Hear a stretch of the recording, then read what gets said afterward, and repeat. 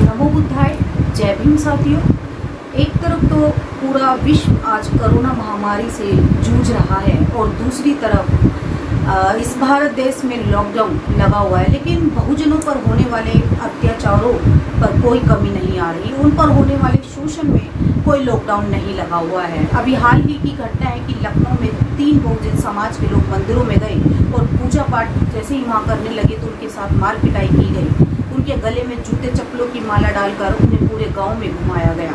एक हमारे सामाजिक कार्यकर्ता की उसी के घर में जाकर उसकी हत्या कर दी जाती है। वाल्मीकि समाज के बाप और बेटे की हत्या कर दी जाती है। आखिर कब तक ये होता रहेगा? सदियों से ये होता हुआ आ रहा है और आज भी रुकने का नाम नहीं ले रहा। आज़ादी को इतना समय हो गया, 70-71 साल इस देश को आज़ाद हुए हो गया, लेकिन स्थिति ज्यों की त्यों बनी हुई है। मैं ये कहना चाहती हूँ बहुजन समाज के लोगों से कि आप मंदिरों का पूरी तरीके से बहिष्कार कर दीजिए। मंदिर में जाकर हमारा उद्धार होने वाला नहीं है। पूजा हमारे पुरखों ने भी बहुत की, सदियों से पूजा होती हुई आ रही है और पूजा करके हमको क्या मिला? सिर्फ अपमान, सिर्फ बेइज्जती और शोषण। और पूजा आज हम लोग कर रहे हैं तो आज हमको क्या मिल रहा है? हमारी तो बात छोड़ दीजिए, इस देश के राष्ट्रपति तक को मंदिर में से धक्के मारकर बाहर निकाल दिया जाता है। हमारी तो औकात ही क्या है? तो बाबा साहब डॉक्टर अंबेडकर ने हमें शिक्षा के मंदिर की राह दिखाई। उस रास्ते पर आप चलिए, शिक्षा के मंदिर की तरफ आप बढ़िए, क्योंकि वहीं पर जाकर हमारा उद्धार हो सकता है, ना कि काल्पनिक देवी देवताओं की पूजा करने से। और अपने अंदर से एक डर बाहर निकाल दीजिए, और वो डर तभी निकलेगा जब आप महापुरुषों को पढ़ना शुरू कर देंगे। हमारे जितने भी तमाम महापुरुष हुए, उन सभी महापुरुषों ने हमें जगाने की बात कही। संत रविदास जी आए, उन्होंने कहा अलग निरंजन। बाबा साहब डॉक्टर अंबेडकर 1947 में रात भर जाग कर पढ़ते रहे। तथागत बुद्ध ने भी कहा कि अपना दीपक आप स्वयं बनिए। तो आखिर हम लोग कब तक सोते रहेंगे? कहीं ऐसा ना हो कि बहुत देर हो जाए।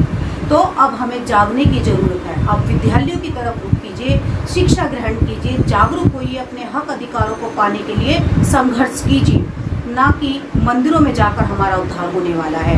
बाबा साहब डॉक्टर अंबेडकर कभी मंदिर नहीं गए, लेकिन उनके ज्ञान का डंका न केवल भारत में, पूरे विश्व में बजता है। बाबा साहब डॉक्टर अंबेडकर के सामने आज पूरी दुनिया उनके चरणों में नतमस्तक है। और प्रत्येक बहुजन से मैं यही कहना चाहूँगी कि अपने महापुरुषों को पढ़ना शुरू कर दीजिए और मंदिरों का पूर्णतः बहिष्कार कर दीजिए, क्योंकि वहाँ जाकर हमारा कभी भला नहीं होने वाला है।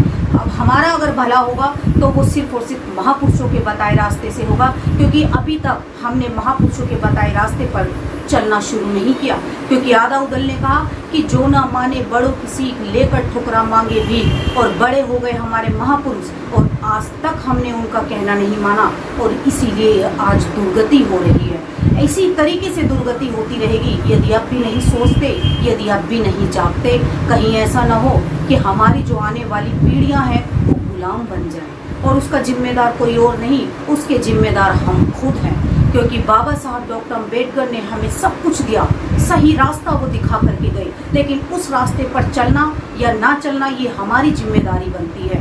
और हमने अभी तक शुरू नहीं किया उनके बताए रास्ते पर, और जिस दिन हमने उनके बताए रास्ते पर चलना शुरू कर दिया, यकीन मानिए बदलाव लाने से, क्रांति होने से दुनिया की कोई ताकत रोक नहीं सकती। तो अपने महापुरुषों को पढ़िए और अपने हक अधिकारों के बारे में जानिए। संविधान के आर्टिकल 25 में बाबा साहब ने धार्मिक स्वतंत्रता का अधिकार दिया। संविधान के आर्टिकल 17 में बाबा साहब ने छुआछूत का अंत कर दिया। लेकिन मनुवादी सोच के ये लोग ये आज भी संविधान को नहीं मानते हुए हैं, और आज भी बहुजनों पर दिन प्रतिदिन शोषण करते हुए जा रहे हैं। तो मैं यही कहना चाहती हूँ अपने बहुजन समाज के लोगों से, आप समझ जाइए, आप जाग जाइए, महापुरुषों को पढ़ना शुरू कर दीजिए, अपने हक अधिकारों के बारे में जानना शुरू कर दीजिए, और उन्हें पाने के लिए आप संघर्ष कीजिए।